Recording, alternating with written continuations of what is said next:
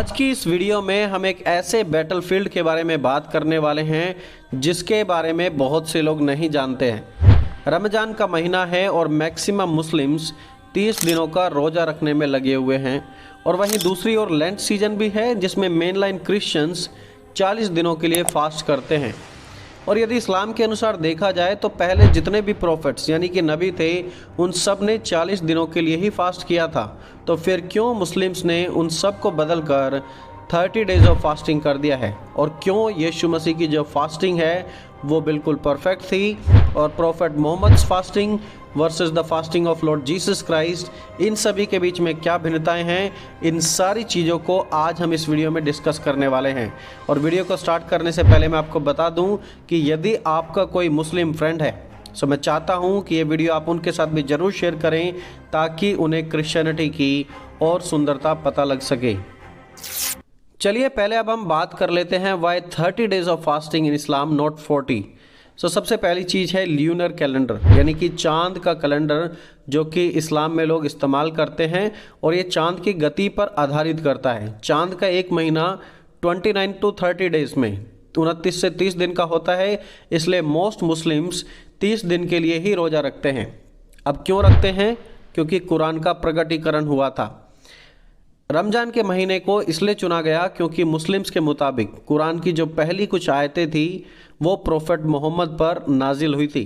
Muslims के मुताबिक उनके अल्लाह ने इस पूरे महीने को उनके लिए इबादत करने का महीना तय कर दिया था ताकि लोग कुरान के इस तोहफे के लिए अल्लाह का बार बार शुक्रिया कर सकें कि अल्लाह आपने हमें कुरान दी है, इसलिए हम रोज़ा रख रहे हैं और आपका शुक्रिया कर रहे हैं कि आपने ये कलाम हमें दिया है।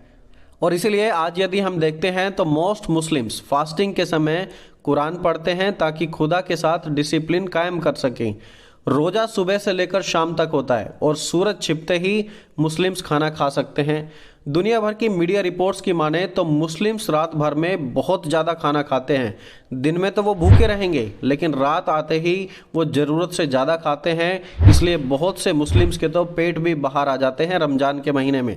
नॉर्मल दिनों से ज़्यादा खाना रमज़ान के महीने में मुस्लिम्स खाते हैं।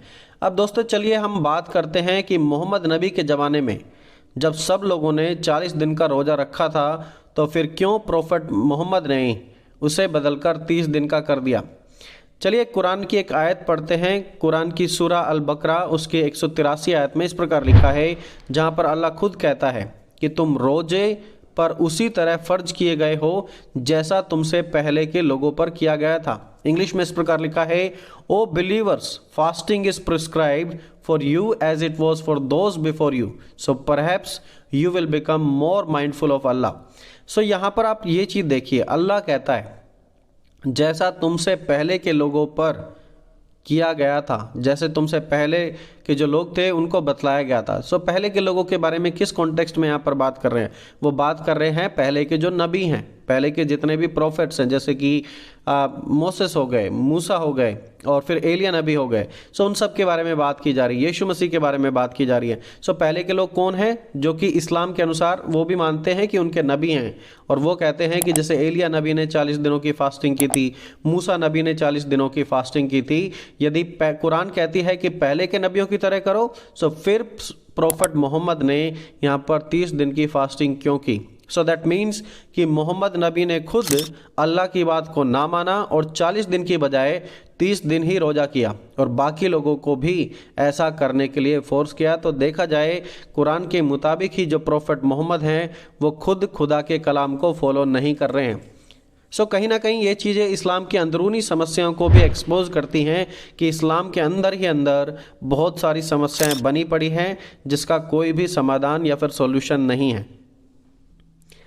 चलिए अब हम अपने मेन टॉपिक पर आते हैं कि क्यों यीशु मसीह की 40 डेज ऑफ फास्टिंग इस्लाम और प्रोफेट मोहम्मद की 30 डेज ऑफ फास्टिंग से बिल्कुल अलग थी, बिल्कुल स्पेशल ये कैसे है।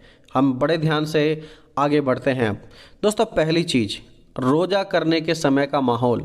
आप उन दोनों समय के माहौल को देखिए। हम पढ़ते हैं पहले के नबियों के बारे में, जैसे कि मूसा, एलिया, उन्होंने 40 दिनों की फास्टिंग की थी, पर मोहम्मद नबी ने सिर्फ 30 दिनों की फास्टिंग की थी। ज़्यादातर मुस्लिम्स कैलेंडर के हिसाब से रोज़ों को रखते हैं, लेकिन यीशु मसीह की फास्टिंग सबसे अलग थी, सबसे खास थी। कैसे है मैं आपको बताता हूँ। देखिए यहाँ पर क्या लिखा हुआ है, यहाँ पर लिखा है उस वक्त रूहुल कुदुस यीशु को जंगल में ले गया ताकि इब्लिस से वह आजमाया जाए। हिंदी में इस प्रकार लिखा है, तब उस समय आत्मा यीशु को जंगल में ले गया ताकि इब्लिस से उसकी परीक्षा हो। और इंग्लिश में इस प्रकार लिखा है, then Jesus was led by the Holy Spirit into the wilderness to be tempted. मती उसका 4 अध्याय उसकी पहली आयत, यानी कि इंजिल शरीफ में ऐसा लिखा है। अब आप यहाँ पर देखिए कि यीशु की फास्टिंग परमेश्वर की मर्जी से थी, पाक रूह के द्वारा। Jesus was led by the Holy spirit किस लिए ले जाया गया था? ताकि शैतान के द्वारा यीशु मसीह की आजमाइश करने के लिए। सो एक तरफ मुस्लिम रोजा करते हैं जहां वो दुआ कबूल करवाने के लिए, अपने जीवन में खुदा का डर लाने के लिए रोजा रखते हैं कि खुदा उनसे खुश रहे, खुदा का वो शुक्रिया करें। लेकिन वहीं दूसरी ओर जो यीशु की फास्टिंग थी, यीशु की फास्टिंग परमेश्वर की मर्जी से हुई थी। नो अदर प्रोफेट, कोई भी ऐसा दूसरा नबी या भविष्यवक्ता नहीं हुआ इंक्लूडिंग प्रोफेट मोहम्मद जो कभी भी रूह के द्वारा, आत्मा के द्वारा इस कदर तैयार किए गए हों फास्टिंग के लिए जैसे यीशु को तैयार किया गया था। क्या किसी दूसरे नबी को कभी ऐसी अगुवाई पवित्र आत्मा के द्वारा की गई थी फास्टिंग कराने के लिए कि वो जो नबी हो वो रूल कुदस की पाक रूह के द्वारा इस प्रकार उनको गाइड किया गया हो? नेवर एवर, ऐसा कभी भी नहीं हुआ। और इसलिए क्योंकि Jesus was led by the Holy Spirit, यीशु को पवित्र आत्मा के द्वारा अगुवाई की गई थी, इसलिए यीशु मसीह की जो फास्टिंग है वो बाकी सब से अलग है, including prophet Muhammad. Prophet Muhammad की फास्टिंग यीशु मसीह की फास्टिंग के सामने कुछ भी नहीं है। क्यों नहीं है? दूसरा रीजन मैं आपको बताता हूँ। Jesus fasted for 40 days and 40 nights, not 30 days। यीशु मसीह की जो फास्टिंग थी वो 40 दिन और 40 रात की थी, 30 दिनों की नहीं थी सिर्फ। अब देखिए इस्लामिक फास्टिंग इंटरमिटेंट है, मतलब आप थोड़ा भूखा रहिए फिर उसके बाद आप खा सकते हैं। रात को सूर्य अस्त होने से पहले सूर्य उदय होने तक वो भरपेट खाना खाते हैं, लेकिन दिन में वो भूखे रहेंगे। और सिर्फ भरपेट ही नहीं बल्कि वो बहुत ही ज़्यादा ज़रूरत से ज़्यादा खाते हैं। इतना खाते हैं जितना वो साल के किसी और महीने में नहीं खाते हों। आप मेरी बात पर यकीन नहीं करेंगे, इसलिए मैं आपको ग्लोबल एडवाइजरी की एक न्यूज़ रिसर्च दिखाने जा रहा हूं जिसमें क्लियरली ये बताया गया है। आप खुद देख सकते हैं इसे अपनी स्क्रीन पर, और यहाँ पर इस प्रकार लिखा है इंग्लिश में। मैं आपके लिए इसे हिंदी में ट्रांसलेट करके पढ़ देता हूँ। वो अपनी रिसर्च में लिखते हैं कि रमज़ान अब पूरी तरह खाने पीने का त्यौहार बन गया है। खाने पीने का सामान बेचने वाले दुकानदार बढ़ती मांग को देखते हुए कम से कम 1 महीने पहले से ही स्टॉक जमा करना शुरू कर देते हैं। बड़े बड़े सुपरमार्केट और हाइपर मार्केट अपनी दुकानें आधी रात तक खुली रखते हैं और रमज़ान के लिए खास ऑफर्स और डिस्काउंट देते हैं। यह कोई इत्तेफाक नहीं कि इस महीने में खाने पीने की चीज़ों के विज्ञापन यानी कि एड्स बहुत ही ज़्यादा बढ़ जाती हैं, उनकी बाढ़ आ जाती हो। हैरान करने वाली बात यह है कि रमज़ान रोज़े करने का महीना होने के बावजूद भी इफ्तार से सहरी के बीच खाना खाने की खपत आम दिनों के मुकाबले कहीं ज़्यादा बढ़ जाती है। न केवल खाने पीने का बल इस दौरान 50 से 100% बढ़ जाता है, बल्कि रिपोर्ट तो यह भी कहती है कि 83% परिवार, 83% परिवार रमज़ान के दौरान अपने खाने पीने की आदतों को पूरी तरह बदल देते हैं। एक अनुमान के मुताबिक साल भर के कुल खाने का खर्च 15% हिस्सा अकेले रमज़ान के महीने में खर्च होता है। सो यहाँ पर इस रिसर्च का क्या दावा है? ये कहती हैं कि मुस्लिम्स रमज़ान के महीने में ज़रूरत से बहुत ही ज़्यादा खाते हैं। इनफैक्ट उनका जो खर्च होता है वो 50 से 100% तक सिर्फ खाने के लिए इतना बढ़ जाता है। तो आप देखिए कि कितना ज़्यादा खाया जाता है। दिन में कह रहे हैं कि रोज़ा रखा है, लेकिन रात होते ही खाने पे मानो जैसे टूट पड़ते हों। ज़रूरत से ज़्यादा खाना वहाँ पर खाया जा रहा है, जो दिखा रहा है कि लोगों में स्पिरिचुअल डिसिप्लिन की कमी है और वो बिल्कुल आत्मा के अनुसार नहीं चल रहे। आत्मा के अनुसार कोई भी फास्टिंग नहीं है, ये बाहरी रूप की फास्टिंग है। लेकिन आप यीशु मसीह की फास्टिंग को देखिए, यीशु मसीह की फास्टिंग बिल्कुल अलग थी। वो 40 दिन रात बिना कुछ खाए हुए रहे। 30 डेज नहीं, ऐसा नहीं कि बीच में कुछ खा लिया हो, नहीं, 40 दिन और पूरे के पूरे 40 रात बिना खाने के यीशु मसीह वहाँ पर रहे थे और यीशु ने सरवाइव किया और वो आत्मा से भरे हुए थे। सो आप देखिए कि फास्टिंग बिल्कुल अलग है। इनफैक्ट यदि हम प्रॉफेट मोहम्मद के बारे में भी बात करते हैं तो उन्होंने जो फास्टिंग की थी, जो रोज़ा उन्होंने किया था, उनका रोज़ा कैसा था? बिल्कुल ऐसा था जैसे आज हमारे मुस्लिम्स भाई करते हैं। किस प्रकार करते हैं वो? बिल्कुल वैसा ही कि दिन में तो फास्टिंग करेंगे, लेकिन शाम होते ही वो बहुत ही ज़्यादा ज़रूरत से ज़्यादा खाते हैं। सिर्फ फास्टिंग नहीं है, लेकिन यीशु मसीह की फास्टिंग कंप्लीट फास्टिंग थी, 40 days and 40 night without any food. कलाम में ऐसा लिखा हुआ है। दोस्तों, तीसरी बात कि यीशु मसीह की फास्टिंग क्यों सबसे अनोखी थी? क्योंकि Jesus used God's word correctly. यीशु ने खुदा के कलाम का इस्तेमाल किया अपने फास्टिंग के दौरान। देखिए, मुस्लिम्स रोज़ा इस बात की खुशी मनाने के लिए करते हैं कि उन्हें उस समय कुरान दी गई थी। वो इस बात को याद करते हैं, याद करके खुश रहते हैं। लेकिन देखिए, यीशु की फास्टिंग के समय वहाँ पर क्या हो रहा था? शैतान वहाँ यीशु की परीक्षा करने के लिए, यीशु को आजमाने के लिए इब्लिस वहाँ पर आता है। तब यीशु शारीरिक रूप से तो कमज़ोर थे, तब भी उन्होंने खुदा के कलाम को हर आजमाइश में अपनी ढाल बनाया। जब इब्लिस उनके पास आया और इब्लिस आकर कहने लगा, और यहाँ पर इस प्रकार लिखा है कि फिर आजमाने वाले ने उसके पास आकर कहने लगा, अगर तू अल्लाह का फर्जंद है तो इन पत्थरों को हुक्म दे कि वे रोटी बन जाए। लेकिन ईसा ने इनकार करके कहा, हरगिज नहीं, क्योंकि कलाम मुकद्दस में लिखा है कि इंसान की ज़िंदगी सिर्फ रोटी पर मुनहसर नहीं होती, बल्कि हर एक उस बात पर जो खुदा के मुंह से निकलती है। इस पर इब्लिस ने उसे मुकद्दस शहर यरूशलेम ले जाकर बैतुल मुकद्दस की सबसे ऊंची जगह पर खड़ा किया और कहा, अगर तू अल्लाह का फर्जंद है तो यहाँ से छलांग लगा दे, क्योंकि कलाम मुकद्दस में लिखा है, वह तेरी खातिर अपने फरिश्तों को हुक्म देगा और वह तुझे अपने हाथों पर उठा लेंगे ताकि तेरे पाँवों को पत्थर से ठेस न लगे। लेकिन ईसा ने अगेन जवाब दिया कि कलाम मुकद्दस यह भी फरमाता है कि तू रब अपने खुदा को ना आजमाना। फिर इब्लिस ने उसे एक निहायत ऊंचे पहाड़ पर ले जाकर उसे दुनिया के तमाम ममालिक की शान शौकत दिखाई, और तब इब्लिस ने कहा कि यह सब कुछ मैं तुझे दे दूंगा, बस एक ही शर्त है कि तू गिर कर मुझे सिजदा कर। लेकिन यीशु ने तीसरी बार इनकार किया और कहा कि हे इब्लिस, दफ़ा हो जा, क्योंकि कलाम मुकद्दस में लिखा है, तो रब अपने खुदा को सिजदा कर और सिर्फ उसी की इबादत कर। इस पर इब्लिस उसे छोड़कर चला गया और फरिश्ते आकर उसकी खिदमत करने लगे। मुस्लिम्स कहते हैं कि वो कलाम पढ़ते हैं, लेकिन यीशु जो खुद खुदा का कलाम है, कलाम का ही इस्तेमाल करके शैतान पर जीत हासिल करते हैं। इब्लिस यहाँ पर 3 आजमाइश लेकर आया अलग अलग। पहला कहता है कि रोटी, क्योंकि उसे पता था कि यीशु भूखे हैं, तो वो कहता है कि रोटी, पत्थरों को रोटी बना दे। लेकिन यीशु का जवाब क्या था? उन्होंने खुदा के कलाम का इस्तेमाल किया। उन्होंने कहा कि खुदा को नहीं आजमाना और केवल खुदा की ही इबादत करना।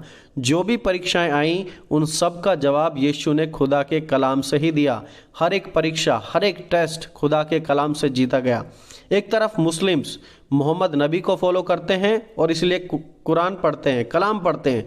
दूसरी तरफ यीशु जो खुद खुदा का कलाम है, वो कलाम के द्वारा इब्लिस पर जीत पाते हैं। और बाकी सब नबियों को जो शरीयत व्यवस्था मिली थी, उस पर यीशु अमल करके दिखाते हैं कि इकलौता है मैं ही हूँ जो सारी व्यवस्था को बिना तोड़े हुए पूरा कर सकते हैं।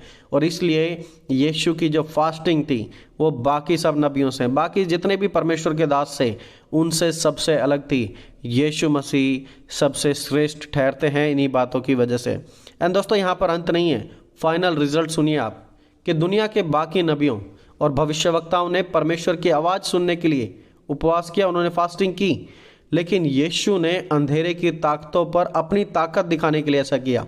मोहम्मद नबी इतिहास के मुताबिक यदि देखा जाए तो स्पिरिचुअल क्लैरिटी पाने के लिए फास्टिंग करते थे, जिसका मतलब ये है कि वो खुद कंफ्यूज थे और कंफ्यूजन में वो चाहते थे कि उन्हें क्लैरिटी मिले, इसलिए जाकर वो वहाँ पर फास्टिंग करते थे, राइट। लेकिन यीशु के पास ऐसा नहीं था। यीशु बिल्कुल क्लियर थे और वो पाक रूह के द्वारा वहाँ पर लीड किए गए थे। और देखिए वहाँ पर यीशु क्या कहते हैं, उन्होंने शैतान को हुक्म दिया यीशु ने, और यीशु ने कहा कि हे शैतान, दफ़ा हो जा, मेरे पास से निकल जा। और तब इब्लिस उसे छोड़कर चला गया और फरिश्ते आकर उसकी खिदमत करने लगे। देखिए शैतान किससे डरता है? शैतान डरता है यीशु से। किसका हुक्म मानता है? यीशु ने कहा दफ़ा हो जा। क्या वो वहाँ से निकल गया? बिल्कुल निकल गया, क्योंकि शैतान भी केवल एक ही का हुक्म मानता है, और वो है प्रभु यीशु मसीह। वो बाकी दूसरे नबियों से नहीं डरता, वो मूसा से नहीं डरता, वो एलिया से नहीं डरता, वो प्रोफेट मोहम्मद से भी नहीं डरता। शैतान सिर्फ एक का ही हुक्म मानता है, प्रभु यीशु मसीह का, क्योंकि स्वर्ग में और पृथ्वी का सारा अधिकार केवल यीशु मसीह को ही दिया गया है। सो दोस्तों, कुल मिलाकर यदि देखा जाए तो यीशु का उपवास सबसे अनोखा है। ये ज़्यादा लंबा, ज़्यादा कठिन था, दिन और रात था, 40 दिन बिना कुछ खाए था। यहाँ यीशु वचन का इस्तेमाल करके जीते हैं और शैतान भी यीशु से डरता है और फरिश्ते आकर खुद यीशु मसीह की सेवा टहल करते हैं, स्वर्गदूत उनके आसपास हैं। इससे बड़ा चमत्कार, इससे बड़ी ब्यूटी परमेश्वर की क्या हो सकती है। और इसीलिए मैं आपसे बार बार कह रहा हूँ, हर एक पॉइंट हमारा यही दर्शा रहा था कि यीशु मसीह की फास्टिंग भी सबसे अलग क्यों है, सबसे श्रेष्ठ क्यों है। वही हमारे रोल मॉडल हैं जिन्हें देखकर हमें चलना है। यीशु की फास्टिंग का अंत भूख नहीं थी, बल्कि उनकी फास्टिंग का अंत जीत थी। वो जीत हासिल करने वाला बादशाह है, और क्योंकि वो जीत हासिल करने वाले बादशाह हैं, तो यदि आज आप भी उनके ऊपर ईमान लाते हैं, उनसे दुआ करते हैं और आप उनसे कहते हैं कि आप मुझे जीवन का रास्ता दिखाएं, तो वो यीशु आपके जीवन में भी आपको जीवन का रास्ता दिखाएंगे। वो आपके जीवन को सच्चाई की ओर लेकर जाएंगे, क्योंकि उन्होंने कहा है कि राह, हक और ज़िंदगी मैं ही हूँ, मेरे बगैर कोई वहाँ तक नहीं आ सकता। यीशु ही इकलौता रास्ता है। सो दोस्तों, यदि आप एक मुस्लिम हैं और आप यीशु के बारे में और ज़्यादा जानना चाहते हैं, आप इन चीज़ों के बारे में सोच रहे हैं और आप चाहते हैं कि आप यीशु के मैसेज को पढ़ें, आपके पास इंजिल शरीफ पहुँचे, यदि आप एक ऐसे व्यक्ति हैं तो आप हमसे कांटेक्ट कीजिए, मैसेज कीजिए, और हमारी पूरी कोशिश होगी कि हम इंजिल शरीफ की एक कॉपी आपके पास बिल्कुल फ्री ऑफ कॉस्ट पहुंचाने पाएँ। मैं चाहता हूं आप इन चीज़ों के बारे में गौर करें। खुदा आपको बरकत दे। हम मिलेंगे जल्दी एक और नए वीडियो के साथ। टिल देन, आप सभी को जय मसीह की दोस्तों।